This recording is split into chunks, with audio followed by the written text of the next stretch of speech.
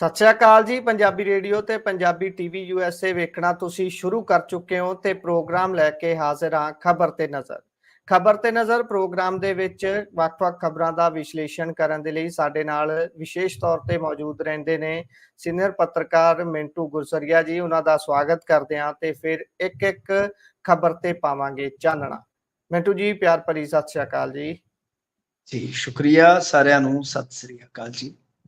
ਜੀ ਮਿੰਟੂ ਜੀ, ਆਪਾਂ ਬਾਕੀ ਖਬਰਾਂ ਵੱਲ ਜਾਣ ਤੋਂ ਪਹਿਲਾਂ ਅੱਜ ਦੀਆਂ ਵੱਡੀਆਂ ਖਬਰਾਂ ਕੀ ਨੇ, ਜਰਾ ਉਹਨਾਂ ਤੇ ਚਾਨਣਾ ਪਾ ਦਿਓ ਜੀ। ਜੀ ਜੀ ਸੋ ਇਸ ਤੋਂ ਬਾਅਦ ਆਪਾਂ ਹੁਣ ਅੱਗੇ ਵਧਦੇ ਹਾਂ ਜੀ। ਮਿੰਟੂ ਜੀ, ਖਬਰ ਕਮੇਟੀ ਦੇ ਨਾਲ ਜੁੜੀ ਹੋਈ ਹੈ। ਕਹਿੰਦੇ ਕਮੇਟੀ ਦੀਆਂ ਚੋਣਾਂ ਲਈ ਅੰਦਰ ਖਾਤੇ ਮੈਦਾਨ ਤਿਆਰ ਹੋ ਰਿਹਾ ਹੈ ਜੀ। ਜੀ ਬਿਲਕੁਲ, ਆਪਾਂ ਪਿਛਲੇ ਦਿਨੀ ਜੋ ਰਖੜ ਪੁੰਨਿਆ ਤੇ ਕਾਨਫਰੰਸਾਂ ਹੋਈਆਂ ਸੀ, ਜੋ ਉੱਥੇ ਇੱਕ ਦੂਜੇ ਤੇ ਸ਼ਬਦੀ ਹੱਲੇ ਬੋਲੇ ਗਏ ਸੀਗੇ, ਉਹ ਸਾਰੇ ਵੇਖੇ। ਫਿਰ ਉਸ ਤੋਂ ਬਾਅਦ ਲੰਗੋਵਾਲ ਵਿਖੇ ਜੋ ਕਾਨਫਰੰਸਾਂ ਹੋਈਆਂ, ਆਪਾਂ ਉੱਥੇ ਵੀ ਵੇਖਿਆ ਸਭ ਕੁਛ। ਤਾਂ ਨਿਚੋੜ ਗੁਰਪ੍ਰੀਤ ਜੀ ਇਹੋ ਹੀ ਨਿਕਲਦਾ ਹੈ ਕਿ ਦਰਅਸਲ SGPC ਨੂੰ ਬਚਾਉਣ ਵਾਸਤੇ ਜੇ ਵੇਖੀਏ ਤਾਂ ਸੁਖਬੀਰ ਸਿੰਘ ਬਾਦਲ ਵੀ ਆਪਦਾ ਲੰਗੋਟਾ ਕੱਸ ਚੁੱਕੇ ਆ, ਕਿਉਂਕਿ ਉਹਨਾਂ ਨੇ ਵੀ ਅੰਮ੍ਰਿਤਪਾਲ ਸਿੰਘ ਹੋਰਾਂ ਦਾ ਦੁਬਾਰਾ ਨਾਮ ਲੈਣਾ ਸ਼ੁਰੂ ਕਰ ਦਿੱਤਾ, ਜਿਹੜਾ ਕਿ ਅਕਸਰ ਲੈਣ ਤੋਂ ਗਰੇਜ਼ ਕਰਦੇ ਸੀ। ਜੀ ਪਰ ਦੂਜੇ ਪਾਸੇ ਤੁਸੀਂ ਦੇਖੋਗੇ, ਜੋ ਸਿੱਧੇ ਤੌਰ ਤੇ ਕਹਿ ਲਓ ਕਿ ਇਸ ਵੇਲੇ ਇੱਕ ਤਾਕਤ ਬਣ ਕੇ ਸ਼੍ਰੋਮਣੀ ਅਕਾਲੀ ਦਲ ਬਾਦਲ ਨੂੰ ਧੁੜਕੂ ਲਾ ਰਿਹਾ, ਉਹ ਹੈ ਅੰਮ੍ਰਿਤਪਾਲ ਸਿੰਘ ਦਾ ਧੜਾ, ਜਿਸ ਦਾ ਆਫੀਸ਼ੀਅਲੀ ਕੋਈ ਹਾਲੇ ਤੱਕ ਦਲ ਤਨਜ਼ੀਮ ਦੇ ਰੂਪ ਚ ਨਾਂ ਤੇ ਨਹੀਂ ਦਰਜ ਹੈ, ਪਰ ਆਪਾਂ ਕਹਿ ਸਕਦੇ ਇੱਕ ਟੀਮ ਜਾਂ ਧੜਾ ਜੋ ਵੀ ਹੈ। ਪਰ ਉਹਨਾਂ ਨੇ ਜਿਸ ਤਰੀਕੇ ਦੇ ਨਾਲ ਕੰਮ ਕਰਨਾ ਸਟਾਰਟ ਕੀਤਾ ਹੈ, ਤਾਂ ਉਹ ਤੋਂ ਲੱਗਦਾ ਹੈ ਕਿ ਦੋ ਚੀਜ਼ਾਂ ਸਮਝਣ ਵਾਲੀਆਂ ਨੇ, ਕਿ ਇੱਕ ਤਾਂ ਇਹ ਆ ਕਿ ਜਿਮਨੀ ਚੋਣਾਂ ਸ਼ਾਇਦ ਹੀ ਲੜੀਆਂ ਜਾਣਗੀਆਂ। ਜਿਮਨੀ ਚੋਣਾਂ ਤੇ ਜਿਹੜਾ ਜ਼ੋਰ ਲੱਗਣਾ ਹੈ, ਉਹ ਲਗਾਉਣ ਦੀ ਥਾਂ ਤੇ ਲਾਇਆ ਜਾਏਗਾ SGPC ਇਲੈਕਸ਼ਨ। ਕਿਉਂ? ਕਿਉਂਕਿ ਦੂਜੀ ਚੀਜ਼ ਸਮਝਣ ਵਾਲੀ ਹੈ। ਤੁਹਾਨੂੰ ਯਾਦ ਹੋਣਾ ਹੈ ਕਿ ਸਾਰੋਂ ਸਾਹਿਬ ਬੀਤੇ ਦਿਨ ਹੀ ਚੈਨਲਾਂ ਤੇ ਆਏ ਸਨ, ਜਿਨ੍ਹਾਂ ਨੇ ਇੱਥੇ ਸਾਰਾ ਕੁਝ ਕਰਨਾ ਹੈ, ਮਤਲਬ ਕਿ ਜਿਨ੍ਹਾਂ ਦੀ ਡਿਊਟੀ ਲੱਗੀ ਹੋਈ ਹੈ ਵੋਟਾਂ ਬਣਾਉਣ ਦੀ, ਜਾਂ ਜੋ ਵੋਟਰ ਸੂਚੀਆਂ ਨੇ ਉਹਨਾਂ ਨੂੰ ਛਪਵਾਉਣ ਦੀ, ਜੋ ਉਹਦੇ ਵਿੱਚ ਫਿਰ ਮੁੜ ਕੇ ਸੋਧ ਹੁੰਦੇ ਆ ਜਾਂ ਐਤਰਾਜ਼ ਆਉਂਦੇ ਆ, ਉਹਨਾਂ ਸਾਰੀਆਂ ਚੀਜ਼ਾਂ ਨੂੰ ਦਰੁਸਤ ਕਰਨ ਦੀ ਡਿਊਟੀ ਲੱਗੀ ਹੋਈ ਹੈ। ਉਹਨਾਂ ਨੇ ਕੀ ਕਿਹਾ ਸੀਗਾ?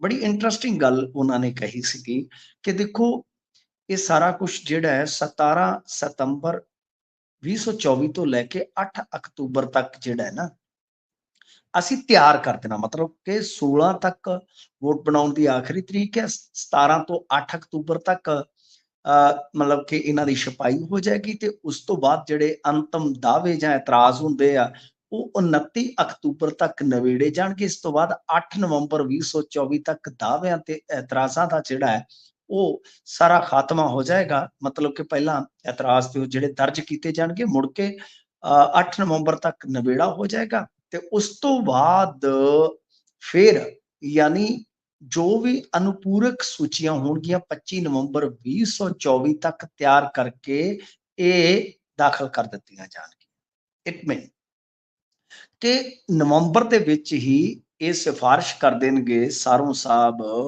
ਕਿ ਜਾਓ ਬਾਈ, ਤੁਸੀਂ ਹੁਣ ਜਦੋਂ ਮਰਜ਼ੀ ਇਲੈਕਸ਼ਨ ਕਰਵਾ ਸਕਦੇ ਹੋ। ਤਾਂ ਇਹਨਾਂ ਦੀ ਡਿਊਟੀ ਜਿਹੜੀ ਆ ਉਹ ਡਨ ਹੋ ਜਾਏਗੀ। ਪਿਛਲੇ ਦਿਨ ਹੀ ਆ ਕੇ ਇਹਨਾਂ ਨੇ ਸਾਰੀ ਕਰੋਨੋਲੋਜੀ ਜਿਹੜੀ ਸੀਗੀ ਉਹ ਦੱਸ ਦਿੱਤੀ ਸੀ ਕਿ ਇਸ ਤਰੀਕੇ ਨਾਲ ਅੱਗੇ ਅਸੀਂ ਵਧ ਰਹੇ ਹਾਂ। ਇਹਦਾ ਮਤਲਬ ਹੈ ਕਿ ਹੁਣ 16 ਸਤੰਬਰ ਤੋਂ ਬਾਅਦ SGPC ਵੋਟਾਂ ਬਣਾਉਣ ਦੀ ਤਰੀਕ ਸ਼ਾਇਦ ਹੀ ਵਧੇ, ਤਾਂ ਫਿਰ ਦਸੰਬਰ ਜਾਂ ਜਨਵਰੀ ਚ ਇਲੈਕਸ਼ਨ ਹੋ ਸਕਦੇ ਆ। ਮਤਲਬ ਕਿ ਉਹਦੀ ਪੋਸੀਬਿਲਿਟੀ ਜਿਹੜੀ ਆ, ਉਹ ਸੰਭਾਵਨਾ ਜਿਹੜੀ ਆ, ਪ੍ਰਤੱਖ ਰੂਪ ਦੇ ਵਿੱਚ ਬਣਦੀ ਨਜ਼ਰ ਆ ਰਹੀ। ਤਾਂ ਇਸੇ ਕਰਕੇ ਮੈਂ ਕਹਿ ਰਿਹਾ ਕਿ ਸ਼ਾਇਦ ਹੋ ਸਕਦਾ ਕਿ ਅੰਮ੍ਰਿਤਪਾਲ ਸਿੰਘ ਦੀ ਟੀਮ ਜਾਂ ਜੋ ਧੜਾ ਹੈ, ਉਹ SGPC ਚੋਣ ਤੋਂ ਇਲਾਵਾ ਜੋ ਜਿਮਨੀ ਚੋਣ ਵਿੱਚ ਆਉਣੀ ਹੈ ਆਪਣੇ 4 ਹਲਕਿਆਂ ਦੀ, ਸ਼ਾਇਦ ਉਹਦੇ ਤੋਂ ਪਾਸੇ ਲੰਘੇ।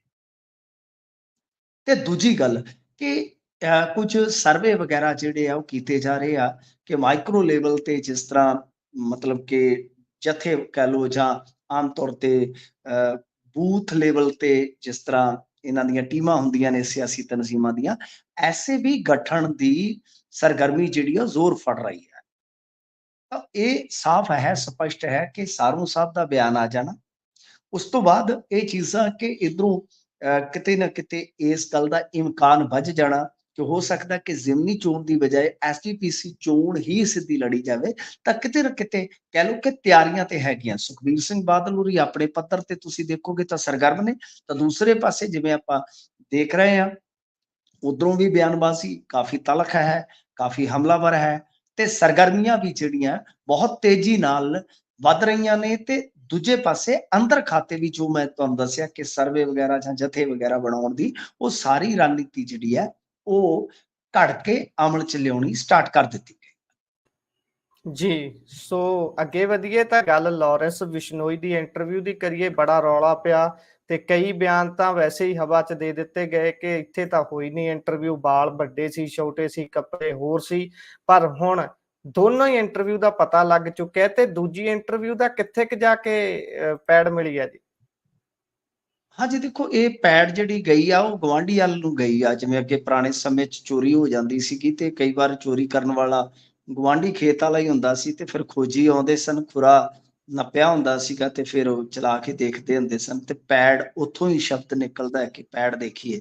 ਤਾਂ ਗੱਲ ਇਹ ਹੈ ਕਿ ਜੀ, ਪੈੜ ਨੂੰ ਮੁੜ ਕੇ ਨੱਪਿਆ ਜਾਂਦਾ ਸੀ ਤੇ ਫਿਰ ਖੁਰਾ ਮਿਲਾਇਆ ਜਾਂਦਾ ਸੀਗਾ। ਤਾਂ ਖੋਜ ਖੁਰਾ ਉਹੀ ਇੱਕ ਸ਼ਬਦ ਹੈ। ਤਾਂ ਗੱਲ ਇਹ ਹੈ ਕਿ ਇਹ ਜਿਹੜਾ ਇਹ ਖੁਰਾ ਨੱਪਿਆ ਸੀਗਾ ਹਾਈ ਕੋਰਟ ਨੇ ਫਿਰ ਉਸ ਤੋਂ ਬਾਅਦ ਖੋਜੀ ਯਾਨੀ ਐਸਆਈਟੀ ਤੇ ਉਸ ਤੋਂ ਬਾਅਦ ਫਿਰ ਉਹਨਾਂ ਨੇ ਕਿਹਾ ਕਿ ਬਈ ਇੱਕ ਤੇ ਇੰਟਰਵਿਊ ਜਿਹੜੀ ਆ ਉਹ ਖਾੜ ਦੇ ਵਿੱਚ ਹੋਈ ਆ ਤੇ ਦੂਸਰੀ ਇੰਟਰਵਿਊ ਜਿਹੜੀ ਆ ਉਹ ਹੋਈ ਆ ਰਾਜਸਥਾਨ ਦੇ ਵਿੱਚ। ਰਾਜਸਥਾਨ ਦੀ ਕਿਸ ਜੇਲ੍ਹ ਦੇ ਵਿੱਚ ਹੋਈ ਆ ਇਹਦਾ ਪਰਦਾ ਜਿਹੜਾ ਉਹ ਨਿਕਲ ਨਹੀਂ ਸੀ ਰਿਹਾ, ਉੱਠ ਨਹੀਂ ਸੀ ਰਿਹਾ। ਤਾਂ ਹੁਣ ਇੰਟਰਵਿਊ ਦਾ ਜਿਹੜਾ ਇਹਨਾਂ ਨੇ ਲੋਕੇਸ਼ਨ ਦੱਸਿਆ ਹੈ ਜੈਪੁਰ ਸੈਂਟਰਲ ਜੇਲ੍ਹ ਦਾ ਦੱਸਿਆ ਕਿ ਇਹ ਇੰਟਰਵਿਊ ਜਿਹੜੀ ਹੈ ਕਿ ਬਈ ਸੈਂਟਰਲ ਜੇਲ੍ਹ ਜੈਪੁਰ ਦੇ ਵਿੱਚ ਹੋਈ ਹੈ। ਜਿਹੜੀ ਪਹਿਲੀ ਇੰਟਰਵਿਊ ਹੋਈ ਸੀ ਕਿ ਉਹ 3 ਤੇ 4 ਸਤੰਬਰ 22 ਨੂੰ ਖਰੜ ਦੇ ਵਿੱਚ ਹੋਈ ਸੀ। ਤਾਂ ਦੂਸਰੀ ਇੰਟਰਵਿਊ ਦਾ ਵੀ ਇਹਨਾਂ ਨੇ ਖੁਲਾਸਾ ਕਰ ਦਿੱਤਾ ਜਾਂਚ ਪੜਤਾਲ ਚ। ਤਾਂ ਹੁਣ ਲਿਹਾਜ਼ਾ ਹੋਏਗਾ ਕੀ ਹੋਏਗਾ ਇਹ ਕਿ ਹਾਈ ਕੋਰਟ ਰਾਜਸਥਾਨ ਸਰਕਾਰ ਦੇ ਐਡਵੋਕੇਟ ਜਨਰਲ ਯਾਨੀ ਏਜੀ ਉਹਨਾਂ ਨੂੰ ਵੀਡੀਓ ਕਾਨਫਰੰਸਿੰਗ ਦੇ ਜ਼ਰੀਏ ਸੁਣਵਾਈ ਦੇ ਨਾਲ ਜੁੜਨ ਵਾਸਤੇ ਡਾਇਰੈਕਸ਼ਨ ਦੇ ਚੁੱਕੇ ਆ। ਇਹਦਾ ਮਤਲਬ ਹੈ ਕਿ 5 ਸਤੰਬਰ ਨੂੰ ਹੁਣ ਜਦੋਂ ਮੁੜ ਤੋਂ ਸੁਣਵਾਈ ਹੋਏਗੀ ਗੁਰਪ੍ਰੀਤ ਜੀ, ਤਾਂ ਉਸ ਵੇਲੇ ਰਾਜਸਥਾਨ ਸਰਕਾਰ ਵੀ ਪਾਰਟੀ ਬਣ ਕੇ ਕਟਹਿਰੇ 'ਚ ਖਲੋਏਗੀ। ਤਾਂ ਇਹਦਾ ਮਤਲਬ ਹੈ ਕਿ ਇਹ ਸਾਰੀਆਂ ਚੀਜ਼ਾਂ ਹੁਣ ਇੰਟਰਸਟੇਟ ਵੀ ਬਣ ਗਈਆਂ ਕਿਉਂਕਿ ਇਸ ਵੇਲੇ ਜੇ ਦੇਖੀਏ ਤਾਂ ਲਾਰੈਂਸ ਕਿਤੇ ਹੈ, ਪਹਿਲੀ ਇੰਟਰਵਿਊ ਕਿਤੇ ਹੋਈ ਆ, ਜੀ, ਦੂਸਰੀ ਇੰਟਰਵਿਊ ਕਿਤੇ ਹੋਈ ਆ। ਤਾਂ ਇਸ ਤੋਂ ਬਾਅਦ ਹੁਣ ਇਹ ਵੇਖਣਾ ਹੋਏਗਾ ਕਿ ਕਾਰਵਾਈ ਕੀ ਹੁੰਦੀ ਹੈ, ਕਾਰਵਾਈ ਕੀ ਜੀ, ਹੁੰਦੀ ਹੈ, ਕਾਰਵਾਈ ਕੀ ਹੋਵੇਗੀ ਉਹਦਾ ਥੋੜਾ ਜਿਹਾ ਆਪਾਂ ਜੇ ਮੁਹਾਂਦਰਾ ਪੜ੍ਹ ਕੇ ਵੇਖੀਏ ਤਾਂ ਤੁਹਾਡੇ ਸ਼ਹਿਰ ਦਾ ਹੀ ਯਾਨੀ ਜਲੰਧਰ ਦਾ ਹੀ ਇੱਕ ਡੀਐਸਪੀ ਸੀ ਖਾੜ ਦੇ ਵਿੱਚ, ਜਿਸ ਨੂੰ ਅਵਾਰਡ ਵੀ ਮਿਲਿਆ ਥੋੜਾ ਸਮਾਂ ਪਹਿਲਾਂ। ਖਾੜ ਦੇ ਵਿੱਚ ਜੋ ਇਹ ਇੰਟਰਵਿਊ ਹੋਈ ਆ ਉਸ ਵੇਲੇ ਕਹਿ ਲਓ ਕਿ ਉਹਦਾ ਵੱਡਾ ਜਿਮਾ ਸੀਗਾ। ਉਸ ਤੋਂ ਬਾਅਦ ਇਹਨਾਂ ਨੇ ਹੁਣ ਜਦੋਂ ਖੁਲਾਸਾ ਹੋਇਆ ਐਫ ਆਈ ਆਰ ਵੀ ਦਰਜ ਕੀਤੀ ਹੈ। ਉਸ ਐਫ ਆਈ ਆਰ ਨੂੰ ਤੁਸੀਂ ਜੇ ਦੇਖੋਗੇ ਤਾਂ ਨਸ਼ਰ ਨਹੀਂ ਕੀਤਾ ਗਿਆ, ਨਾ ਹੀ ਨਾਂ ਦੱਸੇ ਗਏ ਆ। ਬਸ ਸਿਰਫ ਰੈਂਕ ਦੱਸ ਦਿੱਤਾ ਗਿਆ ਕਿ ਇੱਕ ਜੀ ਐਸਪੀ ਹੈ, ਇੱਕ ਡੀਐਸਪੀ ਹੈ, ਕੁਝ ਥਲੜੇ ਅਧਿਕਾਰੀ।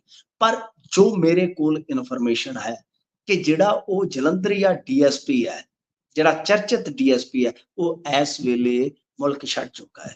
ਇਹਦੇ ਚ ਕਿੰਨਾ ਸੱਚ ਆ ਇਹ ਪੁਲਿਸ ਵੇਖੇ, ਕਿਉਂਕਿ ਅਸੀਂ ਤੇ ਉਹਨਾਂ ਨੂੰ ਦੱਸ ਰਹੇ ਹਾਂ, ਆਗਾਹ ਕਰ ਰਹੇ ਹਾਂ ਕਿ ਜੋ ਸਾਡੀ ਸੂਚਨਾ ਹੈ, ਹੋ ਸਕਦਾ ਤੁਹਾਡਾ ਇੰਟੈਲੀਜੈਂਸ ਜਿਹੜਾ ਨੈਟਵਰਕ ਹੈ ਉਹ ਪਹਿਲਾਂ ਹੀ ਤੁਹਾਨੂੰ ਦੱਸ ਚੁੱਕਾ ਹੋਵੇ, ਪਰ ਉਹ ਕਿਸ ਤਰ੍ਹਾਂ ਨਿਕਲ ਗਿਆ ਇਹ ਪਤਾ ਨਹੀਂ ਹੈ। ਤਾਂ ਇਹ ਆਪਣੇ ਆਪ ਦੇ ਵਿੱਚ ਕਹਿ ਲਓ ਕਿ ਬਹੁਤ ਵੱਡੀਆਂ ਗੱਲਾਂ ਬਾਤਾਂ ਨੇ ਕਿ ਤੁਸੀਂ ਦੇਖੋ ਕਿ ਪਹਿਲਾਂ ਉਹ CIA ਸਟਾਫ ਦਾ ਇੰਸਪੈਕਟਰ ਜਿਹੜਾ ਉਹ ਰਲ ਗਿਆ, ਫਿਰ ਉਸ ਤੋਂ ਬਾਅਦ ਇੰਟਰਵਿਊ, ਤੇ ਕਮਾਲ ਦੀ ਗੱਲ ਹੈ ਕਿ ਮੁੜ ਕੇ ਜੇਲ੍ਹ ਚੋਂ ਇੰਟਰਵਿਊ। ਇਹ ਬਹੁਤ ਵੱਡੀ ਗੱਲ ਹੈ। ਤਾਂ ਹੁਣ ਦੇਖਣਾ ਹੀ ਹੋਵੇਗਾ ਕਾਰਵਾਈ ਕੀ ਹੁੰਦੀ ਹੈ, ਕਿਉਂਕਿ ਰਾਜਸਥਾਨ ਵੀ ਆ ਜਾਏਗਾ। ਰਾਜਸਥਾਨ ਕੀ ਕਾਰਵਾਈ ਕਰਦਾ ਰਾਜਸਥਾਨ ਵੀ ਦੱਸੇਗਾ, ਪੰਜਾਬ ਚੋਂ ਕੀ ਕਾਰਵਾਈ ਹੁੰਦੀ ਆ ਉਹ ਵੀ ਰਿਕਾਰਡ ਤੇ ਆ ਜਾਏਗੀ।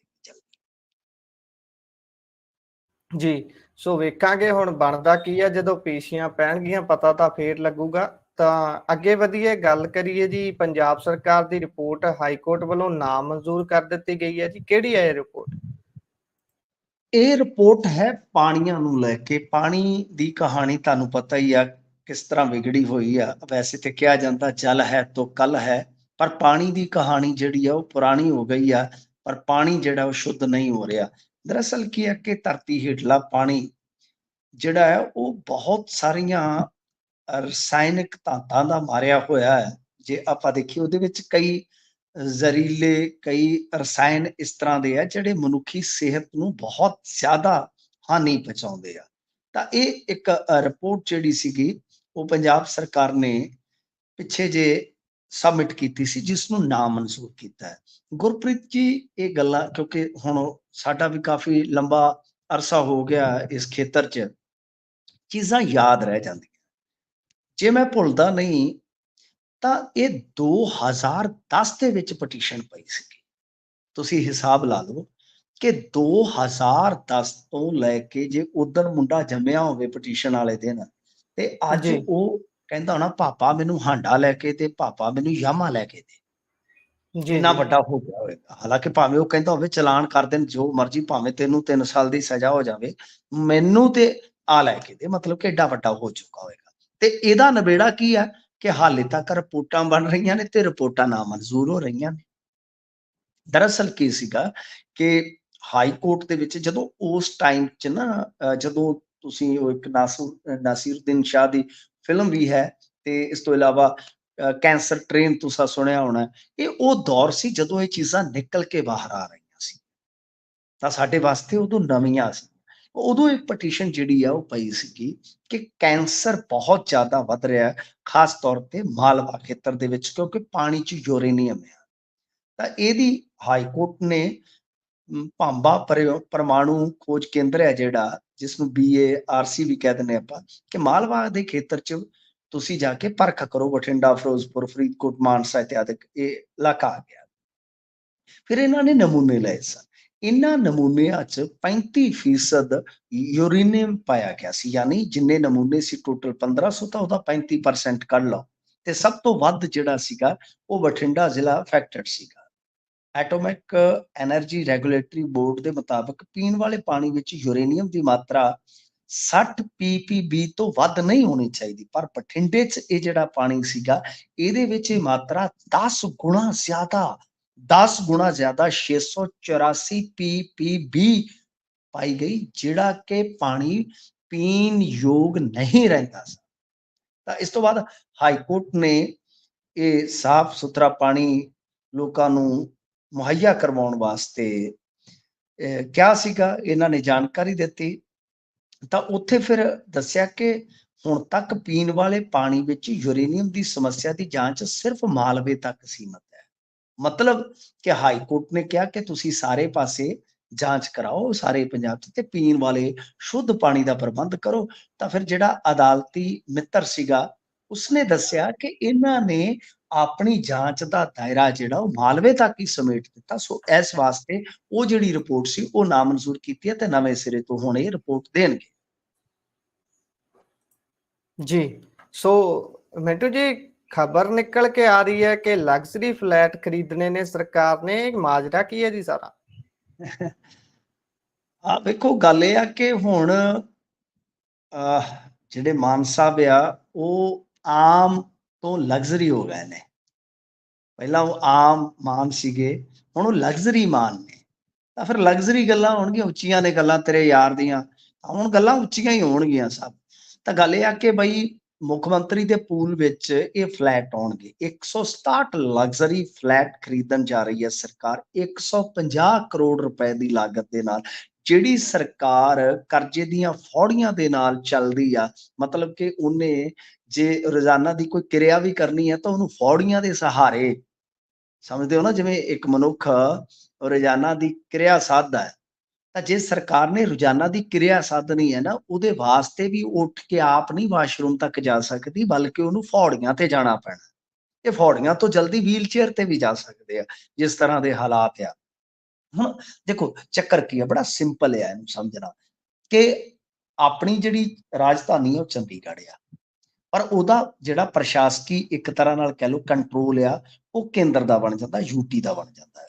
ਤਾਂ ਜੀ ਇਹੀ ਹੈ ਕਿ ਚੰਡੀਗੜ੍ਹ ਵਿਖੇ ਪੰਜਾਬ ਸਰਕਾਰ ਕੋਲ ਕੈਬਨਿਟ ਰੈਂਕ ਦੇ ਬਰਾਬਰ ਦੀਆਂ ਜਿਹੜੀਆਂ ਉਹ ਦਿੰਦੇ ਨੇ ਕੋਠੀਆਂ ਇਹਨਾਂ ਨੂੰ, ਤਾਂ ਉਹ ਤੋਂ ਇਲਾਵਾ ਫਲੈਟ ਵੀ ਹਨ। ਪਰ ਉਹਨਾਂ ਸਾਰੀਆਂ ਕੋਠੀਆਂ ਤੇ ਫਲੈਟ ਤਾਂ ਜਿਹੜਾ ਮਾਲਕ ਮੁਖਤਿਆਰ ਕੌਣ ਹੈ? ਮਾਲਕ ਮੁਖਤਿਆਰ ਤੇ ਚੰਡੀਗੜ੍ਹ ਪ੍ਰਸ਼ਾਸਨ ਹੈ ਨਾ। ਜੀ ਜੀ ਤੇ ਮੋਹਾਲੀ ਦੇ ਵਿੱਚ ਇਹਨਾਂ ਦੇ ਕੋਲ ਕੋਈ ਫਲੈਟ ਇਤਿਆਦਿਕ ਨਹੀਂ ਹੈ, ਜਿਸ ਕਰਕੇ ਹੁਣ ਪੰਜਾਬ ਸਰਕਾਰ ਨੇ ਆਪਣੀ ਮਲਕੀਅਤ ਵਾਲੇ ਲਗਜ਼ਰੀ ਫਲੈਟ ਖਰੀਦਣ ਦਾ ਪਲਾਨ ਤਿਆਰ ਕੀਤਾ ਹੈ। ਸਮਝ ਗਏ ਤੁਸੀਂ? ਯਾਨੀ ਮੁੱਖ ਮੰਤਰੀ ਦੇ ਕੋਟੇ ਚ ਆ ਜਾਣਗੇ। ਮੈਂ ਹੋਰ ਵੀ ਸਿੰਪਲ ਕਰ ਦਿੰਦਾ, ਇਹਨੂੰ ਸਾਦਾ ਕਰ ਦਿੰਦਾ, ਕਿ ਉਹ ਇਹਨਾਂ ਦੇ ਪੂਲ ਚ ਆ ਗਏ, ਮੁੱਖ ਮੰਤਰੀ ਦੇ ਪੂਲ ਚ। ਮੁੱਖ ਮੰਤਰੀ ਨੇ ਡਿਸਟਰੀਬਿਊਟ ਕਰਨੇ ਨੇ। ਜੀ ਹੁਣ ਐਮਐਲਏ ਕੋਲ ਜੁਗਾੜ ਹੁੰਦਾ ਰਹਿਣ ਦਾ, ਠੀਕ ਹੈ ਸਾਹਿਬ। ਮੰਤਰੀਆਂ ਕੋਲ ਆਪਣੀਆਂ ਕੋਠੀਆਂ, ਐਮਐਲਏ ਤਾਂ ਤੁਹਾਨੂੰ ਪਤਾ ਹੀ ਹੈ, ਉਹਨਾਂ ਦੇ ਕੋਲ ਵੀ ਹੋਸਟਲ ਇਤਿਆਦਿਕ ਸਭ ਕੁਝ ਸਹੂਲੀਅਤ ਹੁੰਦੀ ਹੈ। ਜੀ ਰਹਿ ਜਾਂਦੇ ਨੇ ਇਹਨਾਂ ਦੇ ਚੇਅਰਮੈਨ ਇਤਿਆਦਿਕ, ਛੋਟੇ ਲੀਡਰ। ਤਾਂ ਹੁਣ ਉਹਨਾਂ ਨੂੰ ਵੀ ਜੁਗਾੜ ਕਰਕੇ ਦੇ ਦਿੱਤਾ ਗਿਆ। ਇਹਨੂੰ ਜੀ ਸਿੰਪਲੀਫਾਈ ਕਰਕੇ ਆਪਾਂ ਦੇਖੀਏ, ਸਾਦੇ ਢੰਗ ਨਾਲ ਦੇਖੀਏ। ਪਰ ਕੀ ਇਹ ਜਾਇਜ਼ ਹੈ? ਕੀ ਇਹ ਵਾਜਬ ਹੈ ਉਸ ਸੂਰਤ ਚ ਜਿਸ ਵੇਲੇ ਅਸੀਂ ਕਹਿ ਲਓ ਕਿ ਇੱਕ ਆਰਥਿਕਤਾ ਦੀ ਐਮਰਜੈਂਸੀ ਕਹਿ ਲਓ, ਲਗਭਗ ਵੈਸੀ ਪਰਿਸਥਿਤੀ ਹੈ ਕਿ ਉਹਦੇ ਚੋਂ ਗੁਜ਼ਰ ਰਹੇ। ਸੋ ਇਹ ਮਾਨ ਸਾਹਿਬ ਦਾ ਰਾਜ ਹੈ ਸਾਹਿਬ, ਇਹ ਇਨਕਲਾਬ ਦਾ ਰਾਜ ਹੈ ਸਾਹਿਬ, ਇਹ ਕ੍ਰਾਂਤੀਕਾਰੀਆਂ ਦਾ ਰਾਜ ਹੈ ਸਾਹਿਬ। ਇਹਦੇ ਚ ਕਿੰਤੂ ਪਰੰਤੂ ਕਰਨਾ ਵੀ ਖਤਰੇ ਤੋਂ ਖਾਲੀ ਨਹੀਂ। ਕਈ ਵਾਰ ਤੇ ਗੀਤ ਰਵਿੰਦਰ ਗਰੇਵਾਲ ਦਾ ਚੇਤੇ ਆ ਜਾਂਦਾ, ਜਾਨ ਜਾਣ ਦਾ ਖਤਰਾ ਨਹੀਂ। ਤੁਹਾਡੇ ਨਾਲ ਤੇ ਜੀ ਹੋਈ ਹੈ ਵੈਸੇ। ਜੀ ਜੀ ਸੋ ਇੱਕ ਗੱਲ ਇਹਦੇ ਚ ਹੋਰ ਮਿੰਟੂ ਜੀ ਆਉਂਦੀ ਆ ਸਾਹਮਣੇ ਵੀ ਫੇਰ ਹੌਲੀ ਹੌਲੀ ਆਪਾਂ ਮੰਨ ਹੀ ਲਈਏ ਵੀ ਅਧਿਕਾਰ ਛੱਡ ਹੀ ਰਹੇ ਆ ਚੰਡੀਗੜ੍ਹ ਵਾਲਾ, ਵੀ ਆਪਾਂ ਕੀ ਕਰਨਾ ਚੰਡੀਗੜ੍ਹ ਵਾਲੇ ਰੌਲੇ ਚ ਪੈ ਕੇ, ਵੀ ਉਹ ਸਾਡਾ ਹੈ, ਆਪਾਂ ਆਪਣੇ ਹੀ ਫਲੈਟ ਸਾਈਡ ਨੂੰ ਖਰੀਦੀ ਜਾਂਦੇ, ਹੌਲੀ ਹੌਲੀ ਪਾਸੇ ਹੋਈਏ, ਤੱਤਾ ਪਸਾਰਨ ਦਾ ਮੌਕਾ ਇਹ ਦਈਏ। ਸਭ ਆਪਣੇ ਦਫ਼ਤਰ ਚੁੱਕ ਕੇ ਮੁਹਾਲੀ ਲੈ ਆਏ ਆ। ਜੀ ਜੀ ਮੁਹਾਲੀ ਹੁਣ ਮੇਰੇ ਤੇ ਸਹੁਰਿਆਂ ਦਾ ਪਿੰਡ, ਮੈਂ ਦੇਖਦਾ ਵਿਜੀਲੈਂਸ ਦਾ ਹੈਡਕੁਆਟਰ ਕਿੱਥੇ ਆ? ਜੀ ਮੁਹਾਲੀ ਹੈ। ਜੰਗਲਾਤ ਵਾਲੇ ਕਿੱਥੇ ਆ? ਇੱਥੇ ਦਫ਼ਤਰ ਕੱਢ ਲਿਆਏ ਸੀ ਉੱਥੋਂ। ਜੀ ਜੀ ਇਹੀ ਹਾਲ ਚੱਲ ਰਿਹਾ ਹੈ। ਸੋ ਅੱਗੇ ਵਧੀਏ ਆਪਾਂ। ਲੀਡਰਾਂ ਦੀ ਸਜ਼ਾ ਨੂੰ ਲੈ ਕੇ ਮਹੱਤਵਪੂਰਨ ਸਵਾਲ ਉੱਠ ਰਹੇ ਨੇ ਜੀ, ਕੀ ਹੈ ਜੀ ਇਹ ਸਵਾਲ? ਹਾਂਜੀ, ਦੇਖੋ ਹਾਈ ਕੋਰਟ ਦੇ ਵਿੱਚ ਨਾ ਇੱਕ ਪਟੀਸ਼ਨ ਕਰਤਾ ਨੇ ਅਹਿਮ ਸਵਾਲ ਖੜਾ ਕੀਤਾ ਹੈ। ਉਹ ਕਹਿੰਦੇ ਕਿ 2 ਸਾਲ ਤੱਕ ਦੀ ਸਜ਼ਾ ਉਹ ਤੇ ਇਲੈਕਸ਼ਨ ਲੜ ਸਕਦਾ ਹੈ, ਤੇ ਜਿਹੜਾ 2 ਸਾਲ ਤੋਂ ਵੱਧ ਦੀ ਸਜ਼ਾ ਵਾਲਾ ਹੈ ਉਹ ਇਲੈਕਸ਼ਨ ਨਹੀਂ ਲੜ ਸਕਦਾ। ਵਾਈ? ਜੀ ਕਿਉਂ? ਕਿਉਂ ਤੋਂ ਤੁਹਾਨੂੰ ਪਤਾ ਬਹੁਤ ਸਫ਼ਰ ਲੰਬਾ ਸ਼ੁਰੂ ਹੁੰਦਾ ਹੈ। ਕਿਉਂ? ਉਹ ਕਹਿੰਦੇ ਕਿ ਇਹ ਤਾਂ ਫਿਰ ਆਰਟੀਕਲ 14 ਦਾ ਉਲੰਘਣ ਹੈ ਸਿੱਧੇ ਤੌਰ ਤੇ। ਸੰਵਿਧਾਨ ਦਾ ਜਿਹੜਾ ਆਰਟੀਕਲ ਆ 14, ਉਹਦਾ ਉਲੰਘਣ ਹੈ ਕਿ ਕਿਸੇ ਦੇ ਨਾਲ ਭੇਦਭਾਵ ਨਹੀਂ ਕੀਤਾ ਜਾ ਸਕਦਾ ਸਰ, ਕਿ ਸਜ਼ਾ ਦੋਨਾਂ ਨੂੰ ਹੋਈ ਹੈ। ਤੁਸੀਂ ਲੀਡਰ ਹੋ, ਤੁਹਾਨੂੰ ਹੋ ਗਈ 2 ਸਾਲ ਦੀ, 2 ਸਾਲ ਤੋਂ ਥੱਲੇ ਦੀ, ਤੇ ਤੁਸੀਂ ਮਤਲਬ ਕਿ ਚੋਣ ਲੜ ਸਕਦੇ ਹੋ। ਤੇ ਇੱਕ ਨੂੰ ਹੋ ਗਈ ਆ ਆਮ ਬੰਦਾ 2 ਸਾਲ 1 ਮਹੀਨੇ ਦੀ ਸਜ਼ਾ, ਤੇ ਉਹ ਪਿੰਡ ਦੇ ਸਰਪੰਚੀ ਨਹੀਂ ਖੜਾ ਹੋ ਜੀ ਸਕਦਾ। ਉਹ ਸਵਾਲ ਵੱਡਾ ਖੜਾ ਹੋ ਗਿਆ ਹੈ। ਤੇ ਹਾਈ ਕੋਰਟ ਨੇ ਆਖਿਆ ਹਾਂ ਸਵਾਲ ਤੇ ਯਾਰ ਸੁਣਨ ਵਾਲਾ, ਸਵਾਦੀ ਆ ਪੂਰਾ, ਤਾਂ ਸੁਣਵਾਈ ਤੇ ਲੱਗ ਗਿਆ ਇਹ ਮਾਮਲਾ। ਤਾਂ ਹੁਣ ਇਹਦੇ ਵਿੱਚ ਇੰਟਰਸਟਿੰਗ ਕਹਿ ਲਓ ਕਿ ਬਹਿਸ ਹੋਏਗੀ। ਇਹਦੇ ਚ ਜਿਹੜੇ ਕਹਿ ਲਓ ਕਿ ਕੇਂਦਰ ਵਾਲੇ ਆ ਉਹ ਵੀ ਆਉਣਗੇ, ਉਹਨਾਂ ਨੂੰ ਜਵਾਬ ਦੇਣਾ ਪਊਗਾ। ਇੰਟਰਸਟਿੰਗ ਹੈ, ਰੌਚਕ ਆ, ਮੇਰਾ ਮੰਨਣਾ ਹੈ ਰੌਚਕ ਆ। ਜੇ ਇਹ ਠੀਕ ਉਸੇ ਤਰ੍ਹਾਂ ਦਾ ਹੀ ਮਾਮਲਾ ਹੈ ਜਿਸ ਤਰ੍ਹਾਂ ਜੇ ਤੁਸੀਂ ਦੇਖੋਗੇ ਕਿ ਜੇਲ੍ਹ ਚੋਂ ਬੰਦਾ ਇਲੈਕਸ਼ਨ ਲੜ ਸਕਦਾ ਤੇ ਜੇਲ੍ਹ ਚੋਂ ਬੰਦਾ ਵੋਟ ਨਹੀਂ ਕਾਸਟ ਕਰ ਸਕਦਾ। ਤਾਂ ਇਹ ਪ੍ਰਣਾਲੀ ਜੀ ਕੁਝ ਇਸ ਤਰ੍ਹਾਂ ਦੀ ਬਣੀ ਪਈ ਆ। ਸੋ ਲਿਹਾਜ਼ਾ ਇਹ ਹਾਈ ਕੋਰਟ ਦੇ ਸਾਹਮਣੇ ਇੱਕ ਬਹੁਤ ਵੱਡਾ ਸਵਾਲ ਜਿਹੜਾ ਖੜਾ ਕੀਤਾ ਗਿਆ, ਤੇ ਹਾਈ ਕੋਰਟ ਨੇ ਇਸ ਪਟੀਸ਼ਨ ਨੂੰ ਮਨਜ਼ੂਰ ਕਰ ਲਿਆ। ਤਾਂ ਹੁਣ ਨੋਟਿਸ ਹੋਣਗੇ ਤੇ ਨੋਟਿਸ ਤੋਂ ਬਾਅਦ ਫਿਰ ਇਹਦੇ ਤੇ ਸੁਣਵਾਈ ਜਿਹੜੀ ਆ ਉਹ ਚੱਲੇਗੀ। ਜੀ ਸੋ ਅਗਲੀ ਖਬਰ ਹੈ ਜੀ, ਡਰੱਗ ਇੰਸਪੈਕਟਰ ਦੀ ਗ੍ਰਿਫਤਾਰੀ ਤੋਂ ਬਾਅਦ ਹੈਰਾਨੀਜਨਕ ਖੁਲਾਸੇ ਹੋਏ ਨੇ ਜੀ। ਦੇਖੋ ਇਹ ਪਿਛਲੇ ਦਿਨੀ ਇੱਕ ਗ੍ਰਿਫਤਾਰੀ ਹੋਈ ਸੀਗੀ, ਉਸ ਤੋਂ ਬਾਅਦ ਕੁਝ ਹੋਰ ਵੀ ਇਸ ਮਹਿਕਮੇ ਦੇ ਇਸ ਰੈਂਕ ਦੇ ਜਿਹੜੇ ਅਧਿਕਾਰੀ ਨੇ ਨਿਸ਼ਾਨੇ ਤੇ ਨੇ। ਸਭ ਤੋਂ ਵੱਡੀ ਗੱਲ ਤੇ ਸਭ ਇਹ ਨਿਕਲੀ ਕਿ ਇਹਦਾ ਜਿਹੜਾ ਮਾਈ ਬਾਪ ਆ, ਯਾਨੀ ਪੇਰੈਂਟਸ ਨੇ ਜਿਹੜੇ, ਉਹ ਛੋਟੇ ਜਿਹੇ ਘਰ 'ਚ, ਸਧਾਰਨ ਜਿਹੇ ਘਰ 'ਚ ਰਹਿੰਦੇ ਆ, ਤੇ ਉਹਨਾਂ ਦੇ ਖਾਤੇ 'ਚ 4 ਕਰੋੜ ਰੁਪਈਆ, ਤੇ ਜਿਹੜਾ ਉਹਨਾਂ ਨੂੰ ਪਤਾ ਹੀ ਨਹੀਂ। ਇਹਦਾ ਮਤਲਬ ਕਿ ਬਜ਼ੁਰਗਾਂ ਦਾ ਖਾਤਾ ਯੂਜ਼ ਕਰਕੇ ਪੈਸੇ ਪਾਏ ਜਾਂਦੇ। ਜੀ ਫਿਰ ਜ਼ੀਰਕਪੁਰ ਤੋਂ ਲੈ ਕੇ ਮੰਡੀ ਡੱਬ ਵਾਲੀ ਹਰਿਆਣੇ ਤੱਕ ਜ਼ਮੀਨ ਜਾਇਦਾਦ, ਪਤਾ ਹੀ ਨਹੀਂ ਕਿੰਨਾ ਕਰੋੜਾਂ ਰੁਪਈਆ ਹੁਣ ਤੱਕ ਖਾਤੇ ਚੋਂ ਬਰਾਮਦ ਹੋ ਚੁੱਕਾ ਹੈ। ਸਭ ਤੋਂ ਵੱਡੀ ਗੱਲ ਜਿਹੜੀ ਸੁਣਨ ਚ ਆ ਰਹੀ ਹੈ ਕਿ ਇਹ ਡਰੱਗ ਇੰਸਪੈਕਟਰ ਦਾ ਮਤਲਬ ਤੁਹਾਨੂੰ ਪਤਾ ਹੀ ਹੈ ਨਾ, ਜੋ ਕੈਮਿਸਟ ਸ਼ਾਪਾਂ ਨੇ ਆਪਣੇ ਉਰੇ ਦਵਾਈਆਂ ਕਿਹੜੀਆਂ ਪਾਬੰਦ ਕਰਨੀਆਂ ਨੇ, ਜਿਹੜੀਆਂ ਹੋਈਆਂ ਨੇ ਉਹਨਾਂ ਦੀ ਵਿਕਰੀ ਕਿਸ ਤਰ੍ਹਾਂ ਰੋਕਣੀ ਹੈ, ਇਨਸਪੈਕਸ਼ਨ ਇਤਿਆਦਿਕ ਜੋ ਕੈਮਿਸਟ ਸ਼ਾਪ ਦੀ ਪਾਸਿੰਗ ਹੁੰਦੀ ਹੈ, ਉਹ ਸਾਰਾ ਕੁਝ ਇਹਨਾਂ ਦੇ ਜ਼ਿੰਮੇ ਹੁੰਦਾ। ਤਾਂ ਇਹ ਡਰੱਗ ਇੰਸਪੈਕਟਰ ਪਹਿਲਾਂ ਥੋੜੇ ਸੀਗੇ ਪੰਜਾਬ 'ਚ, ਫਿਰ ਇਹਨਾਂ ਨੇ ਨਵੇਂ ਵੀ ਭਰਤੀ ਕੀਤੇ ਸਨ। ਤਾਂ ਮਤਲਬ ਕਿ ਇਹ ਜਿਹੜਾ ਮੂਲ ਤੌਰ ਤੇ ਕਹਿ ਲਓ ਕਿ ਗਿੱਦੜਬਾਹੇ ਦਾ ਹੈ ਸ਼ਾਇਦ ਇਹ, ਤਾਂ ਇਹਦੀ ਗ੍ਰਿਫਤਾਰੀ ਤੋਂ ਬਾਅਦ ਹੁਣ ਇਹ ਕਿਉਂਕਿ ਮਾਨਸਾ ਰਿਹਾ ਲੰਮਾ ਸਮਾਂ, ਉੱਥੇ ਫਿਰ ਕੁਝ ਬੰਦਿਆਂ ਨੇ ਕਹਿ ਲਓ ਕਿ ਪੈ ਦੇ ਕੇ ਤੇ ਇਹਨੂੰ ਉੱਥੇ ਕਢਾਇਆ, ਤੇ ਇਹ ਗੱਲ ਜਿਹੜੀ ਹੈ ਉਹ ਸਾਹਮਣੇ ਆਈ ਹੈ ਸਭ ਕਿ ਉੱਥੇ ਇਸ ਤਰ੍ਹਾਂ ਦਾ ਮਾਹੌਲ ਬਣ ਗਿਆ ਕਿ ਬਹੁਤ ਸਾਰੇ ਮੈਡੀਕਲ ਖੁਲਵਾਏ ਗਏ। ਤੇ ਕਮਾਲ ਦੀ ਗੱਲ ਆ ਕਿ ਕੋਈ ਇੱਕ ਨਸ਼ੇ ਵਾਸਤੇ ਕੈਪਸੂਲ ਯੂਜ਼ ਹੁੰਦਾ ਸਭ, ਜਿਹੜਾ 5 ਪੈਸਿਆਂ ਦਾ 10 ਪੈਸਿਆਂ ਦਾ ਪੈਂਦਾ ਹੈ, ਉਹ ਬਹੁਤ ਵੱਡੇ ਪੱਧਰ ਤੇ ਪੰਜਾਬ 'ਚ ਵੇਚਿਆ ਜਾਂਦਾ ਹੈ। ਸੁਣ 'ਚ ਵੀ ਆ ਰਿਹਾ ਸਨ ਕਿ ਉਹਨੂੰ ਵੇਚਣ ਵਾਸਤੇ ਕੁਝ ਲੋਕਾਂ ਨੇ ਇਸ ਤਰ੍ਹਾਂ ਦੇ ਅਧਿਕਾਰੀਆਂ ਦੇ ਨਾਲ ਰਲ ਕੇ ਬੱਦੀ ਦੇ ਵਿੱਚ ਫੈਕਟਰੀ ਤੱਕ ਲਾ ਦਿੱਤੀ ਸੀ। ਤਾਂ ਤੁਸੀਂ ਸਮਝ ਸਕਦੇ ਹੋ ਕਿ ਮਾਮਲਾ ਕਿੰਨਾ ਗੰਭੀਰ ਹੈ ਜੀ। ਸੋ ਬੇहद ਗੰਭੀਰ ਮਸਲੇ ਨੇ। ਸੋ ਮਿੰਟੂ ਜੀ, ਖਬਰਾਂ ਇੱਥੇ ਹੀ ਆਪਾਂ ਸਮਾਪਤ ਕਰਦੇ ਹਾਂ। ਤੁਸੀਂ ਸਾਰੀਆਂ ਖਬਰਾਂ ਤੇ ਚਾਨਣਾ ਪਾਇਆ, ਤੁਹਾਡਾ ਬਹੁਤ ਬਹੁਤ ਧੰਨਵਾਦ ਜੀ। ਸਤਿ ਸ਼੍ਰੀ ਅਕਾਲ। ਸਤਿ ਸ੍ਰੀ ਅਕਾਲ। ਸੋ ਇਹ ਸਨ ਸਾਡੇ ਨਾਲ ਮਿੰਟੂ ਗੁਰਸਰੀਆ ਜੀ, ਜਿਨ੍ਹਾਂ ਨੇ ਵੱਖ-ਵੱਖ ਖਬਰਾਂ ਦੇ ਉੱਪਰ ਚਾਨਣਾ ਪਾਇਆ ਤੇ ਦੱਸਿਆ ਕਿ ਪੰਜਾਬ ਭਾਰਤ ਦੇ ਵਿੱਚ ਕੀ ਕੁਝ ਵਾਪਰ ਰਿਹਾ ਹੈ, ਕੀ ਸਮੀਕਰਨ ਨੇ। ਸੋ ਤੁਸੀਂ ਪ੍ਰੋਗਰਾਮ ਸੁਣਿਆ, ਪ੍ਰੋਗਰਾਮ ਤੁਹਾਨੂੰ ਕਿਹੋ ਜਿਹਾ ਲੱਗਿਆ? ਤੁਸੀਂ ਆਪਣੇ ਵਿਚਾਰ ਰਾਏ ਟਿੱਪਣੀਆਂ ਵੱਖ-ਵੱਖ ਸੋਸ਼ਲ ਮੀਡੀਆ ਪਲੇਟਫਾਰਮਸ ਦੇ ਜ਼ਰੀਏ ਸਾਡੇ ਤੱਕ ਪਹੁੰਚਦੇ ਕਰ ਸਕਦੇ ਹੋ ਤੇ ਜੁੜੇ ਰਹੋ Punjabi radio, Punjabi TV USA ਨਾਲ। ਧੰਨਵਾਦ।